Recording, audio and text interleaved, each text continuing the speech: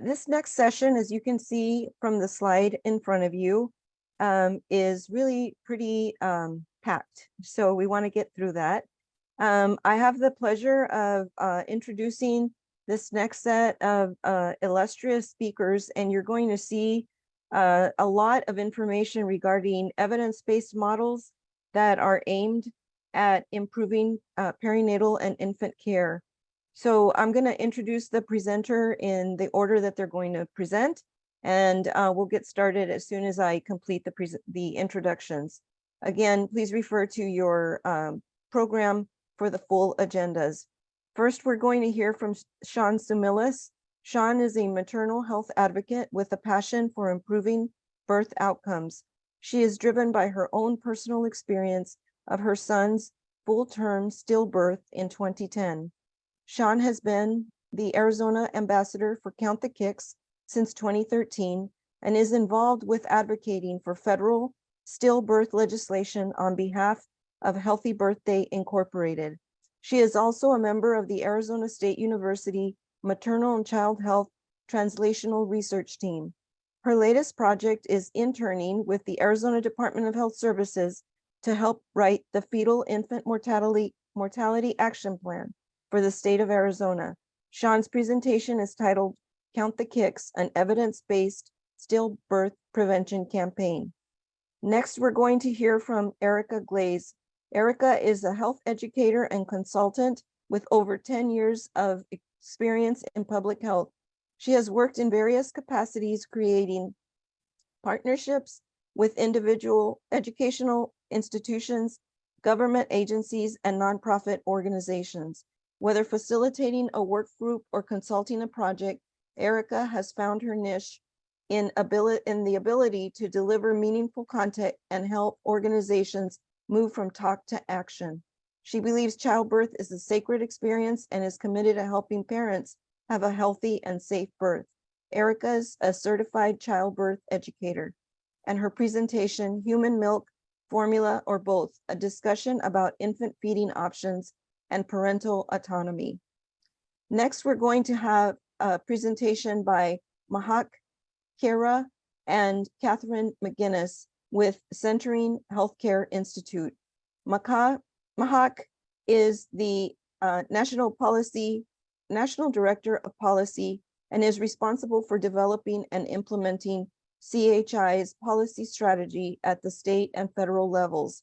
She also serves as an advisor, policy and budget analyst, advocate, and strategist who works with states, policymakers, practice sites, employers and payers, and other stakeholders to support the sustainability of the centering model and anchor centering as an emerging value-based payment model. We'll also hear from Catherine McGinnis, who is the Director of Facilitation Services and is responsible for ensuring effective delivery of CHI's facilitation services and co-manages the implementation advisor team. She has spent the last years working at the intersection of public health, social work, and social change. Their presentation is titled Centering Pregnancy, Perinatal Infant Care Model, Making an Impact Through Health Outcomes and Policy Change. The final presentation will be by Kimberly Moore Salas. Kim is Navajo and was born in Tuba City on the Navajo Nation. Kim is an international board-certified lactation consultant, offering peer counseling, clinical, and educational lactation consultation. Kim's work has been inclusive of tribal and culturally diverse communities, serving the needs of perinatal, prenatal, newborn, and postpartum mothers and families. She is the co-instructor of Indigenous breastfeeding counseling training courses, providing cultural breastfeeding and cultural education. Kim also has recently completed her second term on the United States Breastfeeding Committee Board of Directors, where she was one of two of the first Indigenous people to be appointed. Now she holds the role of tribal liaison for United States Breastfeeding Committee, supporting and advocating for Indigenous communities across the nation. She is a member of the Advisory Council Committee for the Navajo Breastfeeding Coalition, a full spectrum doula, and a community advocate for Arizona and also California. Kim's presentation is titled Centering Culture in Milk Medicine. Let's go ahead and bring Sean up to the podium. Thank you. Thank you, Patricia. Welcome, everybody. Today, I'm going to be talking about Count the Kicks, an evidence-based stillbirth prevention program. Next slide. Please note that I have no conflicts of interest to disclose. I am going to be moving very fast through these slides, and please know that you will be receiving the slide deck after the summit in an email. My name is Sean Sumilis, and I have been the Arizona ambassador for Count the Kicks since 2013. Next slide. I do this work in honor of my son, Zach, who was stillborn at full term in 2010 after an otherwise healthy pregnancy and 2 days after I noticed he wasn't moving as much. Next slide. Count the Kicks is an evidence-based stillbirth prevention program. We educate expectant parents, providers, and community organizations on the importance of tracking fetal movement. We also empower expectant parents to speak up to providers if there is a concern. Next slide. These beautiful faces are just some of the Count the Kicks baby saves. You can go to www.counttthekicks.org to learn more about all the babies that have been saved by Count the Kicks. Next slide. Now I'm going to talk about the research and evidence behind Count the Kicks. Current stillbirth data indicates that in the US, 1 in 173 pregnancies ends in stillbirth. Unacceptable racial disparities persist, with Native Hawaiian or other Pacific Islanders pregnancies ending in 1 in 94 ending in stillbirth. Black pregnancies, that's 1 in 97. Indigenous pregnancies, it's 1 in 128. Hispanic pregnancies, it's 1 in 205. White pregnancies, it's 1 in 211. And Asian pregnancies, it's 1 in 254. It's also important to note that families are 6.5 times more likely to lose a baby to stillbirth than to SIDS. Next slide.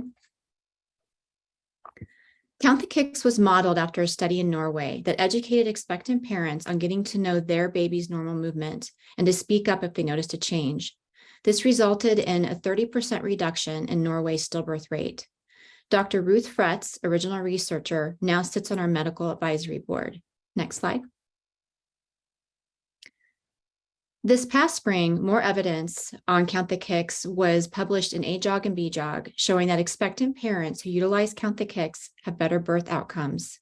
Next slide. The BJOG study shows Iowa's stillbirth rate declined 1% every 3 months for a decade, while the US remained stagnant. Also, the African American stillbirth rate in Iowa has decreased 44% since Count the Kicks began in 2008. This graph shows the Iowa data for the life of our campaign. The red line at the top represents the national stillbirth rate, with the teal dots and trend line beneath it showing the Iowa rate, starting in 2003 and going through 2020. Where the blue dot meets the red line at the top is 2008, the year our campaign started. You can see the trend line down from there. The majority of the US has remained stagnant, whereas Iowa's rate has decreased. There are some fluctuations due to factors like a large syphilis outbreak, but it's important to look at data yearly and on averages. There are a variety of factors that could lead to an increase or decrease in the state's stillbirth rate. But one important takeaway in Iowa is that when risk factors like the smoking rate and obesity rate have increased during this time frame, the Iowa stillbirth rate still saw a steady decline while the rest of the country remained stagnant. Next slide. Last year, our organization published a white paper that shows the link between stillbirth and maternal mortality and morbidity. Pregnant people that experience a stillbirth face over 4 times greater risk of maternal mortality and morbidity. I can attest to this firsthand, as with my son's stillbirth, I was considered a severe maternal near miss and will have subsequent health issues the rest of my life.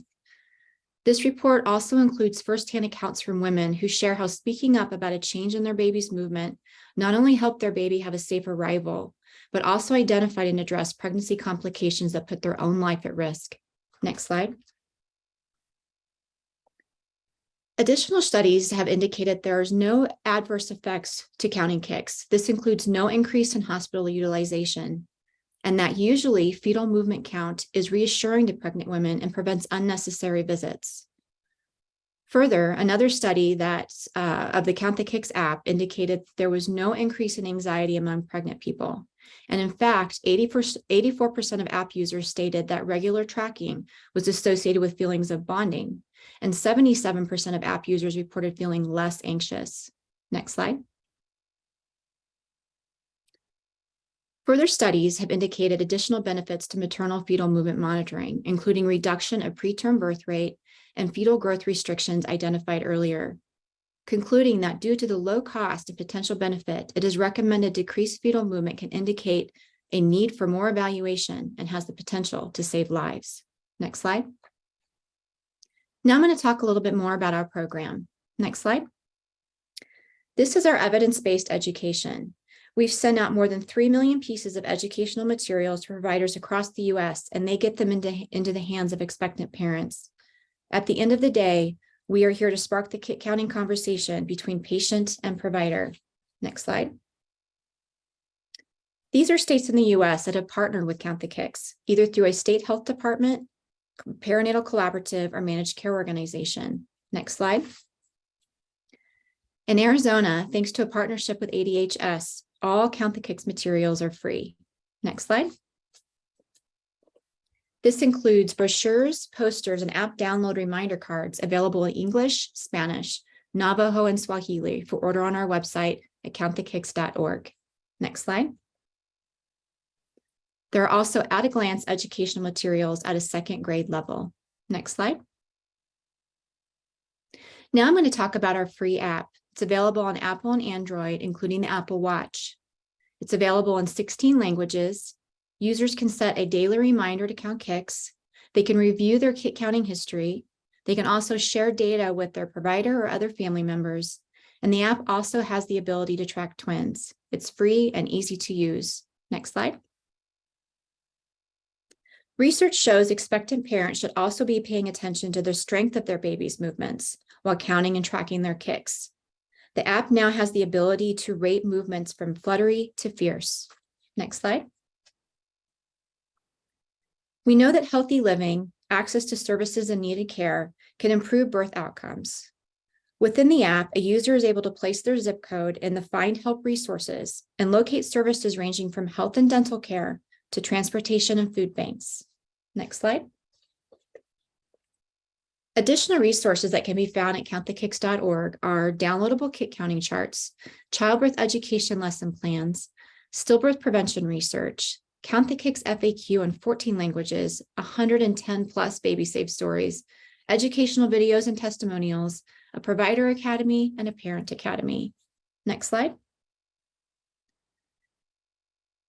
In Arizona, we lose on average around 472 babies every year due to stillbirth. I will share that preliminary data from ADHS indicates that from 2020 to 2021, there was over a 20% increase in fetal deaths. This indicates that time is of the essence to fully implement Count the Kicks and improve outcomes for Arizona families. Next slide. Now I'm going to introduce you to Arizona baby safe Calvin. Isn't he just precious? Calvin's mom knew to Count the Kicks, and when she noticed a change, sought care right away.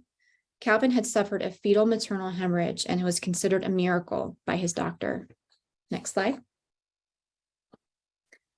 Modeling the stillbirth reduction seen in Iowa, 155 babies could be saved every year with a full and collaborative implementation of Count the Kicks in Arizona. This is 155 babies that would get to go home with their families every year. Next slide. So now we're going to talk about how to count the kicks. Next slide. Starting at the 3rd trimester, begin counting. Track your baby's movements with the free Count the Kicks app or download a Count the Kicks paper chart at countthekicks.org. Count your baby's movements every day, preferably at the same time. Time how long it takes your baby to get to 10 movements. After a few days, you will begin to see a pattern for your baby, the average amount of time it takes to get to 10. Continue tracking every day. Call your provider right away if you notice a change in how long it takes your baby to get to 10 movements. Next slide. When should a mom start counting movements?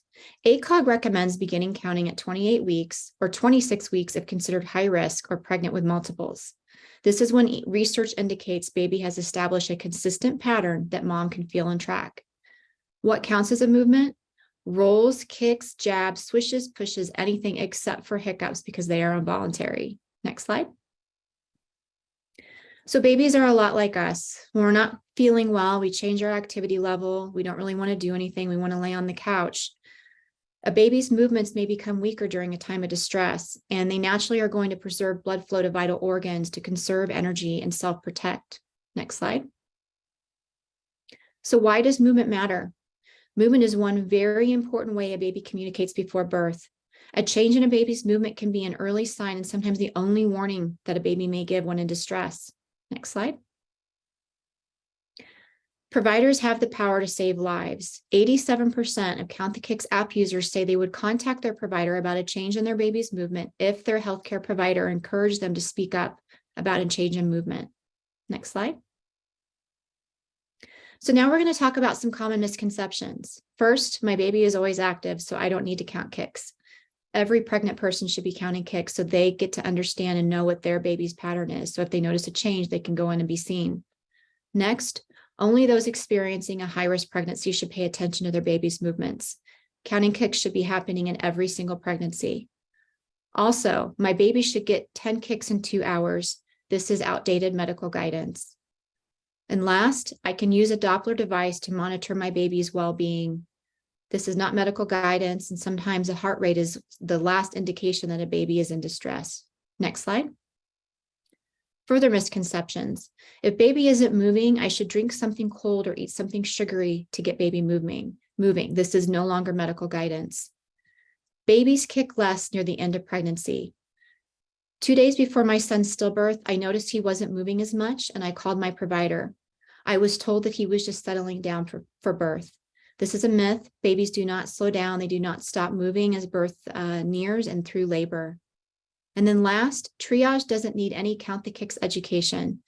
Triage is actually a wonderful place to have the kick counting conversation and share the educational materials with expectant parents so they know how to track their baby's movements and feel empowered to speak up if they notice a change. Next slide. So talking about stillbirth with expectant parents, a lot of providers don't want to scare their patients. Pregnancy is full of risks that we talk to expectant parents about. Stillbirth is another risk that expectant parents deserve to be educated about. I will share that in my own pregnancy and many stillbirth parents that I know, we would have welcomed having that conversation. Also, there's still a misconception that stillbirth just happens. There's nothing we can do. That's false. There's definitely warning signs if expectant parents know what to look for. And then my baby is always active. It's not a concern. Babies are active until they aren't. Cord and placental complications can be sudden. Expectant parents need to know what's normal so they can notice a change. And then I'm also at my due date. The risk of stillbirth increases as an expectant parent approaches or exceeds their due date.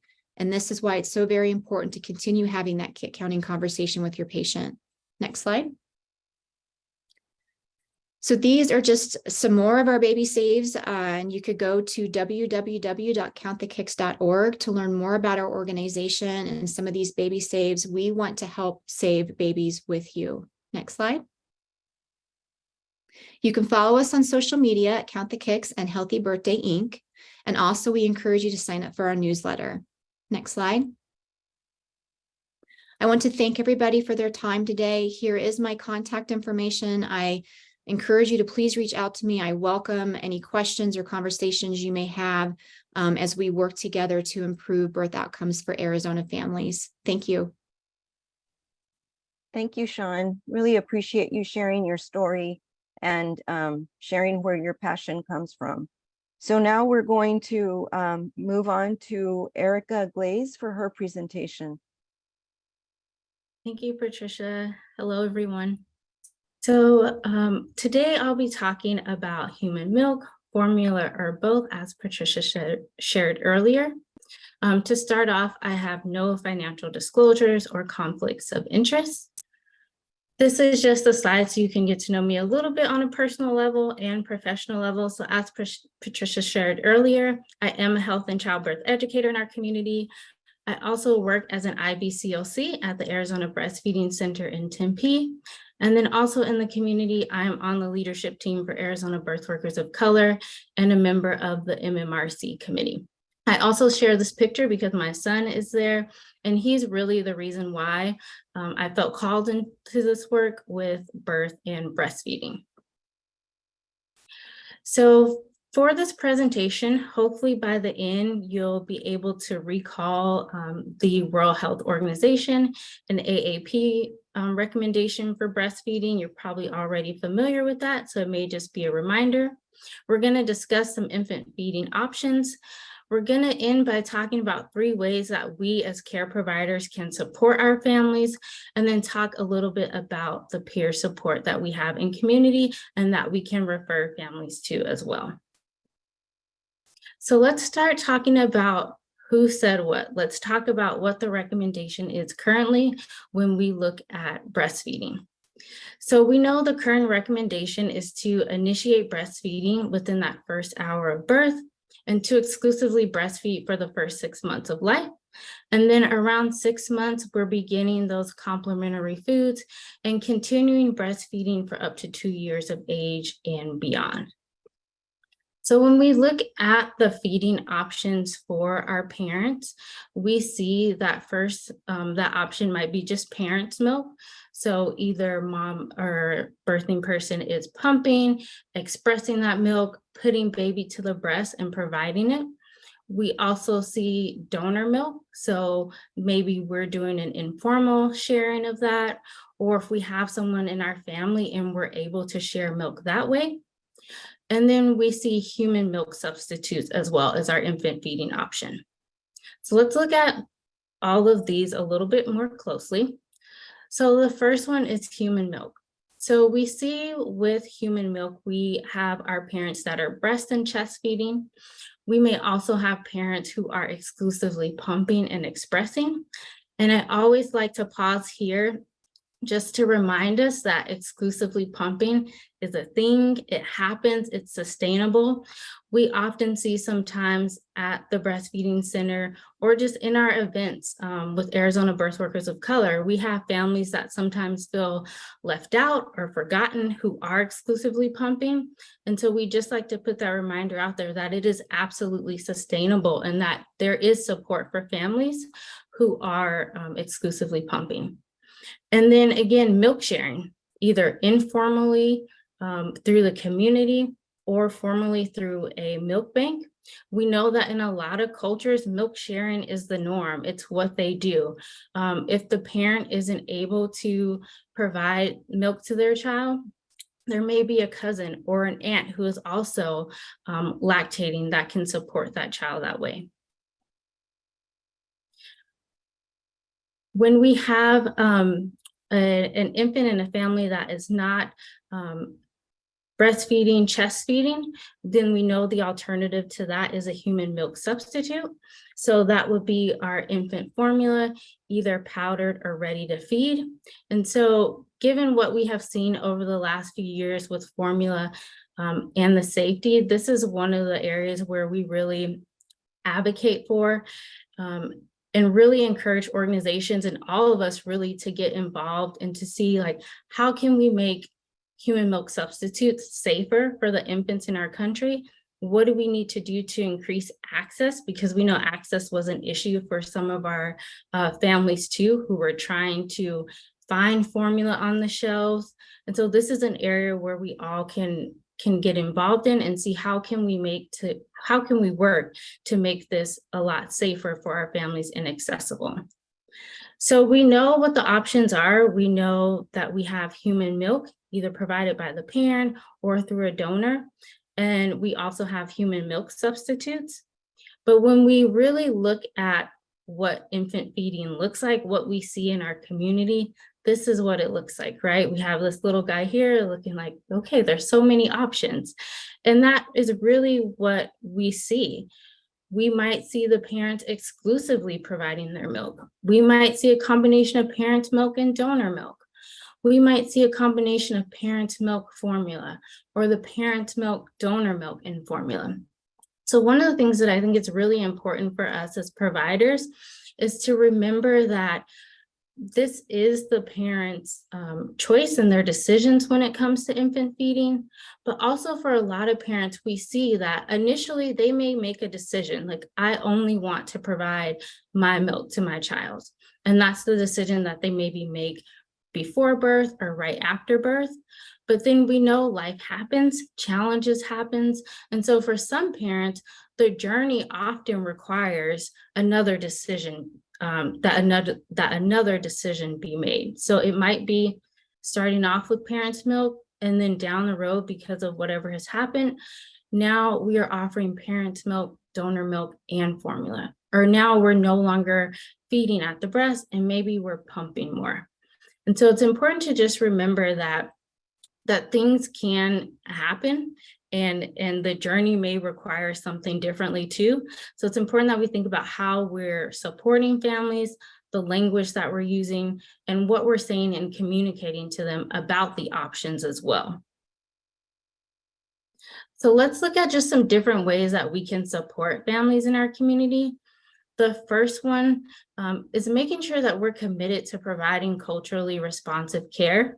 And so we're really intentional about the decision to see and center the humanity of the family in front of us.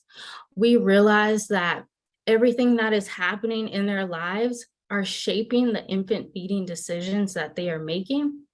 We realize that they are showing up as their whole selves. So we are committed to engaging and practicing in ways that are anti-racist. We are creating environments that are free of racism, oppression, or any other forms of discrimination. And then when we are working with families, especially our families of color, we're listening to them and we're believing them when they tell us their stories or the issues that they've had caring for their infants and the challenges that they've run into. The next thing that we're doing is providing evidence-based information to help them make the best choice for them. So as a lactation consultant, my goal and priority is really to help promote and protect breastfeeding, but I also know that it is not my choice for every family, right? So when I have families that come to me, I sit down with them, go over everything, and ultimately I let them know I'm going to support you wherever you are on your journey. Wherever that takes us, we fully support you. Whatever decisions need to be made, we'll back you up with that as well. The third thing is that we are mindful of our language when we're acknowledging that parent's identity, and then when we're discussing those feeding options too. We're not talking about like feeding at the breast and chest, and then talking about pumping maybe as if it's kind of lesser and putting value on any one of those two things, especially if we really don't know how that family came to make that decision. So we're kind of neutral in that language that we're using when we're discussing those options too. And then making sure we're not putting, our own experience into that. If we've had our own struggles with breastfeeding or just our own experience in birth, postpartum, any of that, we're not putting that onto the family as well that's in front of us. Sometimes I have heard from families that have maybe seen a provider, they're like, well, they had a bad experience. So they're like, just formula feed or just do this or don't even try pumping. It's not even worth it. It's going to be hard. But we're really allowing that family to make the decision for themselves. And then lastly, we refer to those lactation professionals in the community who can support with infant feeding. So we are here to support families no matter what that journey looks like. If a family is exclusively offering human milk, if they are using formula as well, we can support them. If they have questions about donor milk, we are here to support them as well. And then if we can, connect them to some peer support. So the Arizona WIC program has a great breastfeeding peer counselor program. I was a BFPC at one time, so that is a great option for families. We also know that La Leche League also has a peer support program and runs support groups locally too. So those can be great options for our families to know that they're not alone, that another parent is also experiencing the same issues, or they were once there and now look where they are on their journey. So that is all for my presentation. That went really quick, so I could try to save time for the other presenters, but this is where you can find me through my own business at Live Wealthy. If you are familiar with Arizona Birth Workers of Color, we are on social media. You can also find us at our website. And then I also work at the Arizona Breastfeeding Center as an IBCLC. All right. Thank you so much, Erica. Really liked your practical approach and your passion in meeting families where they are. Now we're going to hear from Mahek and Catherine. Thank you so much, everyone. My name is Catherine McGinnis, and I am the Director of Facilitation at Centering Healthcare Institute. And I'm going to present with my colleague Mahek, who oversees policy for Centering Healthcare Institute about centering pregnancy. So we also have no financial conflicts to disclose, excuse me. Our mission statement is here. And I want to talk a little bit about centering. So for those not familiar, centering is a patient-centered, evidence-based model of group prenatal care that's been proven to positively impact health outcomes through the combined effect of stress reduction, education, and patient engagement. It is defined by a standard set of guiding principles that I'll talk about a little later, referred to as the essential elements of centering, and it adheres to quality and practice standards established by Centering Healthcare Institute. So it is a group prenatal care model that replaces individual appointments with group appointments. And next slide. So there are three components of centering. So as I mentioned, this is something that replaces someone's traditional prenatal care. So there is a health assessment. So there's a billable health visit at the centering visit. So that is what keeps it from becoming a psychosocial educational group. So everyone gets their traditional prenatal care visit at the centering visit. It's also filled with interactive learning because we know adults are much better at learning when they're not being lectured to, like I'm lecturing to you right now. And when we're interacting with our peers, we learn so much from them. The other core component of a centering visit is community building. So we bake in many opportunities for pregnant patients to build community with each other. So here are our essential elements. I'm not going to read all of them, but you will get them in the slides. I do want to call attention to a few.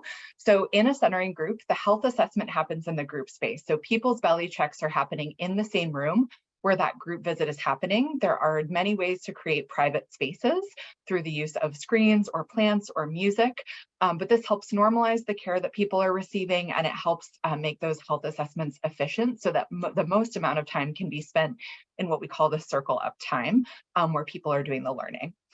Another essential element is that group size is optimal for interaction. So for centering pregnancy, we think the magic number is between 8 to 12 pregnant patients.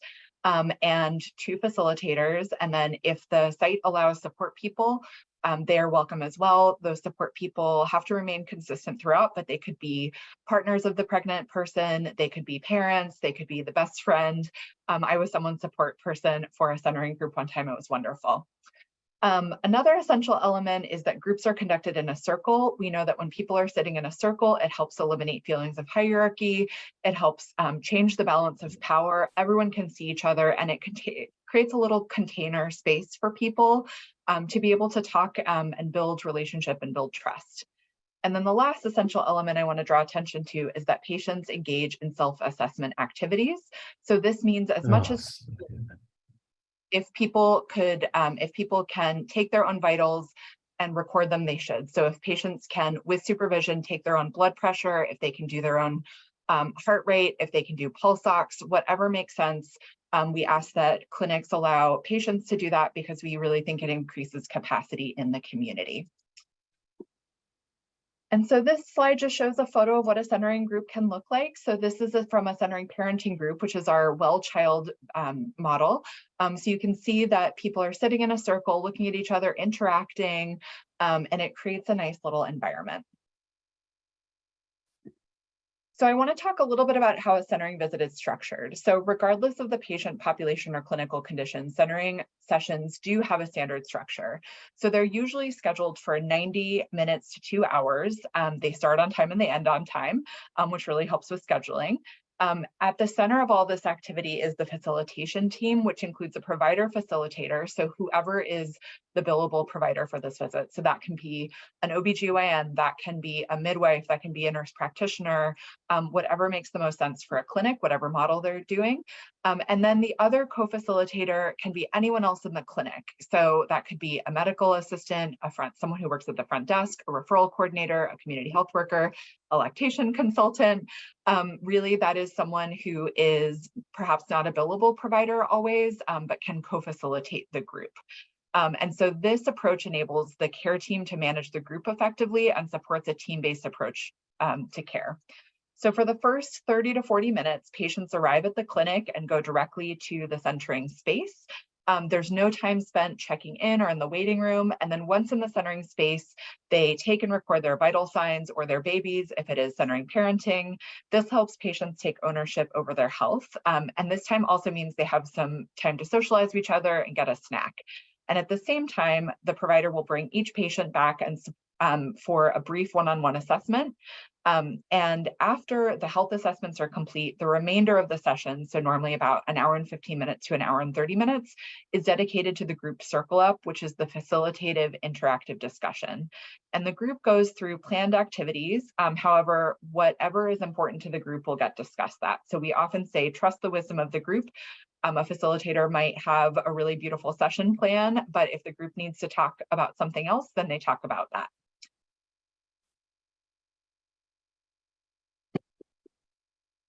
So for centering pregnancy, it follows the ACOG schedule of 10 prenatal visits.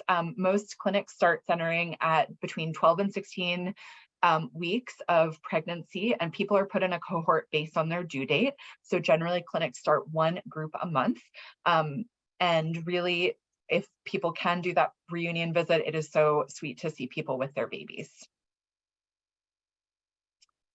And we have a lot of data talking about centering, but one data point I want to point to is one that I think is incredible. So there's a study in South Carolina that showed that centering reduced preterm birth for all populations, but most magically, it flattened racial disparities for women in centering, reducing the preterm birth rate for Black women and white women to be virtually the same. And shout out to all the clinics in Arizona already providing centering. If you are interested in providing centering at your clinic, or you know a clinic that would want to provide centering, I'm happy to put our email address in the chat when I'm done speaking so that you can connect with the organization. So we know that there are a lot of things that have to happen to make a site successful. So it's essential that this work not fall on just one person. I'm sure we've all been the person that led an initiative alone, and that one usually does not go super well. So having a steering committee with a shared vision can work really well. And then that way, these decisions have more buy-in and more capacity. So to start up on centering, at a minimum, a site needs a site license, and that is a yearly site license with us to ensure that sites can provide centering. And then we provide facilitation training for anyone facilitating centering groups. We also have some implementation support packages that we can talk with clinics about, and we also do site accreditation to ensure that quality is being met and model fidelity is being followed, because again, this is an evidence-based approach.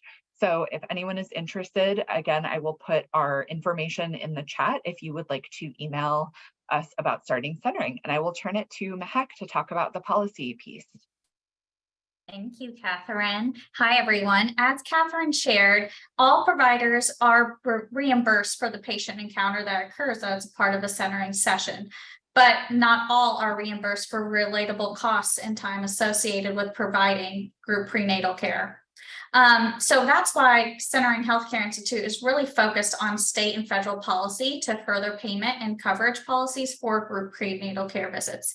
We also, as you could see, are focusing on federal policy, but given the fact that we are talking to you all and you all are in the state of Arizona, we wanted to share some of the state initiatives that we're working on.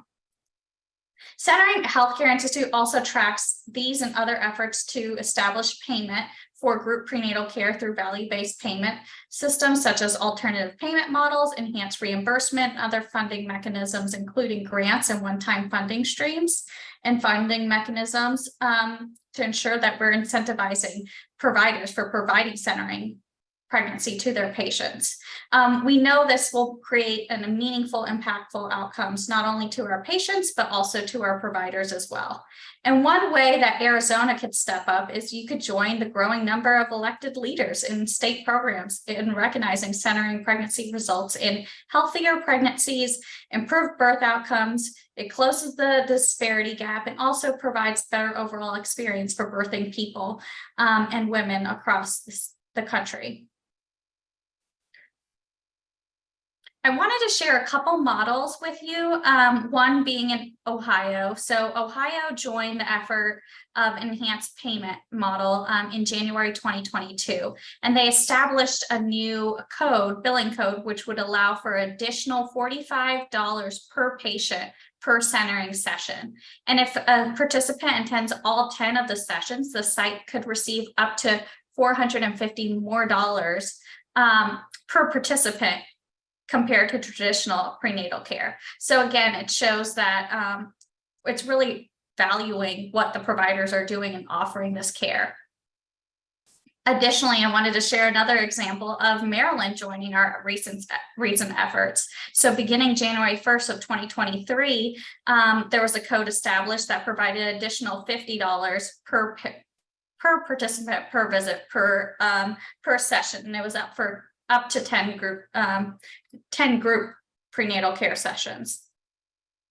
And I just say this because this is why policy change is so important. This is the why. As you can see, centering healthcare has the health outcomes that we're trying to reduce here, and all this and all that you've heard in this conference for the last couple days. But there's also cost savings, not only to the practice, but also to the hospital systems and healthcare systems in general.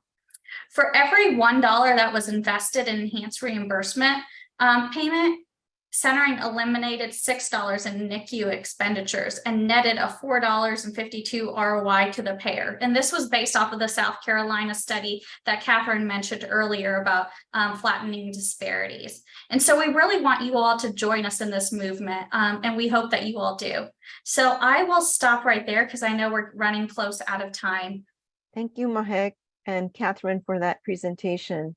Our final presentation is going to be by Kimberly Moore-Salas. Good afternoon. My name is Kimberly Moore-Salas. I'd like to introduce myself in Dene Bazad, which is my Navajo language. Kimberly Moore-Salas Yanishia Nakaidena Nashlan Jini Bashachin, Ashihedo Cheya Dene Atkachini Dashanele. I also want to acknowledge the land I am on. I always remind myself I am a visitor to this land, although my reservation is in Arizona, to the Pishpash and Akamal Atam people here located in Phoenix, Arizona. Go ahead and go to the next slide, please. Again, disclosure statement. I have no conflict of interest to disclose. So just a little bit about the objectives. We want to understand what it means to culturally integrate some Indigenous learning into communities, describing a community-led model meant for us by us, and how can we support this work to diverse communities. Next slide. When it comes to decolonization, I'm just going to go ahead and define what that is. It is a process that Indigenous people whose communities were grossly affected by colonial expansion, genocide, and cultural assimilation may go through by reframing with other Indigenous frameworks of thought and understanding the history of colonization and rediscovering their ancestral traditions, cultural values, while considering the future simultaneously. When we think about decolonization in terms of lactation, is what I'm focusing on, is we can think of returning to our traditional ways of our cultural practices. So we're claiming breastfeeding, chest feeding, traditional milk sharing, baby carrying, or even co-sleeping. And when we think about this process too, is we are actually looking at ourselves and how we identify with our culture and our roots and how we are living today. Next slide. So just a little bit about my background. I was a WIC peer counselor through Native Health WIC in 2009. I transitioned to a hospital lactation after I passed my IB-CLC exam. During this process, there was barriers for a WIC peer counselor to go into more clinical lactation with obtaining quality hours, lack of mentors or shadowing that would provide more appropriate clinical knowledge base, and then just access to a variety of clinical scenarios like a breastfeeding clinic or a hospital base. We know that when we get more diverse cases, we can enhance our experience of learning, but also provide good quality care to our families.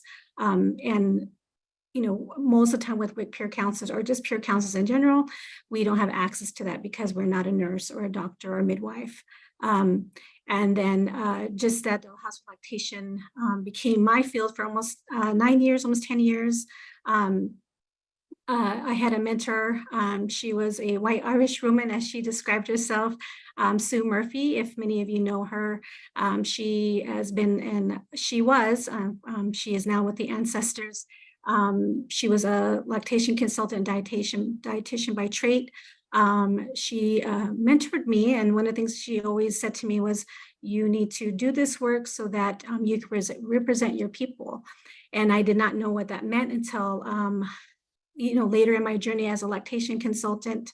And she was the only lactation consultant for all of Indian Health Services at the time, serving many sites in the United States, which speaks with the level of access to the support that was needed for a lot of Indigenous communities. And and then I was able to become a lactation consultant, passed my IB-CLC exam. This is me in the hospital working the pandemic, because pregnant moms and babies that were delivered had to breastfeed. And that was a whole controversy at the time with having babies get human milk during the height of the pandemic. The other is the cedar bead bracelet that I used to give out my families. There you see the little baby hand. That was my offering that, for protection. Cedar is a medicine that we use in our ceremonies. And also it was a space to allow that baby to be protected in the hospital setting. And we know that babies come from the ancestors, the Indiana or the Star people, and that time is very precious during baby's birth. So I honored that, and that's me helping another mom breastfeed. So I did enjoy my time in hospital lactation at Valleywise. Next slide, please. So once I transitioned from the hospital, I was asked to do a course with my breastie, Cammie Goldhammer. She created a course called the Indigenous Breastfeeding Counselor course, now called the Indigenous Lactation Counselor course. This was a community-based model that we didn't know was going to be as it is today. So this was by decolonizing the framework on lactation education through an Indigenous lens. For example, how we learn from non-Indigenous instructors, how studies did not reflect our own people, also stories that weren't relevant to our communities, and that typically when we're storytelling, we're learning by our peers that are relevant to us, elders and, us as instructors, that meant a lot to provide that knowledge. But also we know that this allows participants or the community of people that come is their way of self-determination, self-reliance, and they're also practicing their sovereignty. Next slide. So how do we center Indigenous people? For us, one thing we did want to ensure is that we were invited to the communities that were wanting this knowledge, because that was important. We didn't want to impose ourselves that this is important. You have to, make breastfeeding important. We wanted to allow them to have free will and prioritize breastfeeding for themselves, for their community, and that was important to us. Also, we are an in time. In time just means that time is a clinical construct to us, but it's also to allow present knowledge to happen organically in real time. It could be an elder coming to do a song without, put on the agenda, or an offering that happens in the beginning of food. Any of those things was not an interruption. We had to honor that. So that's what we really practice it, that yes, we have an agenda, but not really. We definitely start as soon as we can, but also we do end on time. Ceremony and culture is important. So we honor our hosts that invite us. So however they practice their smudging, their food offerings, we always start in a good way. We've even harvested medicines when it was in time of their community. Education was also important when it came to imagery. So imagery matters with what pictures we showed. We also wanted to ensure that it was a barrier free for the communities, and it is our birthright to have this knowledge. Barrier free meaning like there was no requirement for education. It was free to all community members. It is relevance to any role in the community that we served or they served. And then we wanted to have children and babies welcome. So a lot of, again, education in my lactation journey, there was none of that, right? So you should show up on time.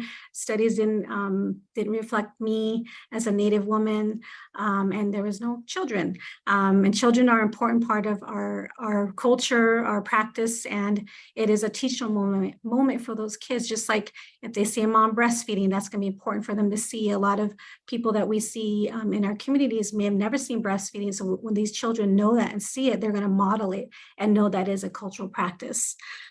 Social storytelling is huge in our communities. We love to storytell, we love to laugh. The roles that we hold to is just being an auntie. Auntieing is a big part of our culture. Everyone becomes an auntie, and that's how we take care of our community. So a lot of that community care comes into play.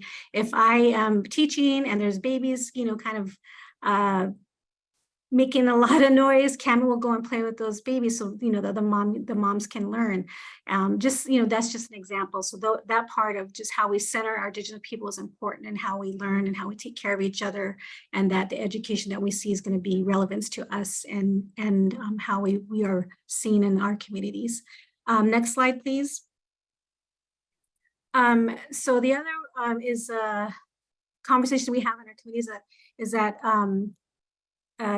the conversation we have in our time together, it matters. So historical trauma and unresolved grief. I'm sure you've heard it a lot by now in a lot of talks. You've heard it with Nicole, Amanda, and we play, this is real heavy in our communities when it comes to healing.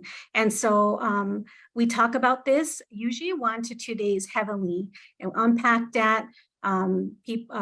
Participants can experience this and have a light switch or a aha moment that this has happened and it's real, and they can then heal themselves. They can heal in their breastfeeding past experiences, their birth, their family members. They can heal relationships. So we really take time with that. And Cami is a licensed therapist. So we have someone very much very educated and capable to handle some of those things that may come up. Another thing that's really an issue that's really heavily in our communities of concern is water and land rights. We have water where it's not safe to drink or it's not safe. In some areas, contamination is happening for sure in our communities. Drought, climate change, all makes those issues a lot worse. So, you know, now our nation does have some water issues going on now, and it's been going on for a long, long time. Traditional medicines, we always honor those medicines that are in our community. So we know that our community takes care of us. Our environment should take care of us. So talking about traditional medicines when it comes to birth practices, milk making, even ceremony, and how we take care of ourselves. And then just other issues that we may talk about is substance misuse in pregnancy and breastfeeding. Spend some time on that, mental health, and sometimes the Indian child welfare that we talk about. Next slide. These are just some of the images that we show in our course. We have a mom breastfeeding while she's having a baby in a cradle board, a mom breastfeeding in a teepee. Here we have a Native mom assisting her daughter breastfeed her grandchild, assisting with breastfeeding, and then we have a skin to skin with a Native mom and after cesarean. And these images are important because it gives us confidence. It reflects how we see ourselves and should see ourselves, and that is a cultural practice. So imagery is a very important part of our course, but any education should show. Any community that you're serving should have imagery of people that you are, you're serving. Next slide. Again, we are a 45-hour course. These are just some of the relevance course that we talk about, how milk is made, again, historical implications of Indigenous breastfeeding, the history of lactation. So if someone wants to go into lactation and wants to know more, we spend time on that. We spend time on counseling. So counseling is going to be 80% of breastfeeding challenges and how we speak to moms. Erica had a good presentation about how our language conveys to families. That matters. How we listen matters. So we spend a lot of time on that. And then infants and mothers with special needs. So we talk about breast pumps, how they're not accessible, how they're expensive, how can we improve the system. And also we talk about traditional milk sharing and donor milk access.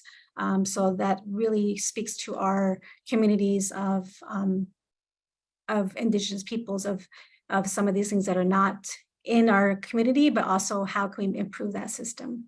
Next slide. These are just another picture of hands-on activities. We do a milk medicine pouch, which is a breast. A lot of our participants make a ton of them. You go up to the northern tribes, Canada, make a ton, and they're very, very skilled at making amazing breast milk medicine pouches. We have breast, stuffed breast when we talk about milk breastfeeding problems. And again, if you look at the breast models that we have, they're either brown or white skinned. Here just kind of gives us a different way of looking at some of our breast models and relevancy of imagery. Next slide. This is just a snapshot of all our courses. If you see the upper left is Barrow, Alaska. That was our first course in 2017. That was our very first. And then our very largest was 2018 with Bemidji with like 67, I think maybe 50 to 67, I don't remember, Indigenous lactation counselors that we certified. And we just got bigger. We've booked every year. We just finished up Canada. Now we're in Canada. We were with the Cree Nation. This September we'll be in San Antonio, and we're already booked for 2024. And so when we talk about relevancy in education and having access to this education for lactation counselors going in their communities, serving their own people, we find that this model has worked, and it's amazing to have the feedback that we get from the participants about what they've learned and sharing that space for just Indigenous people. Next slide. I'm not going to spend a lot of time on this, but Amanda talked about this yesterday. I'm a part of the Navajo Nation Breastfeeding Coalition. They're amazing. I'm the advisory committee member. Next slide. These are just some of the major milestones that they have done in the past, and Amanda was very humble. She didn't share a whole lot of the big things that they've done, but in the past, they were the first Navajo Nation tribe to pass a employee workforce policy, workplace policy for breastfeeding, chest feeding families. That was in 2008. And now you see more of it. So a lot of our Indigenous LCs have created coalitions, collectives, proclamations, resolutions. And I feel like Navajo's really kind of been in that like a role model to do that. And I'm really proud of the work they've done in the past. We have now a lactation support circle that they're doing relevant to just Navajo and Navajo teachings, and then the doula collective that was done a few years ago. But another big thing that they are doing is they have now a month of August now the Breastfeeding Awareness Month. That was is now a proclamation that was just passed, and so that was a huge victory for us. And one of the things we're also working on is a mentorship program for having accessible hours, clinical hours through local clinics here in Phoenix, also on Navajo, and another hospital here in Phoenix is in the works. And also Dene College, we really are trying to push that initiative to do some amazing work with possibly a pathway too. So that is, in the long game. And that's it. Yeah. All right. Thank you. Thank you, Kim, for your presentation.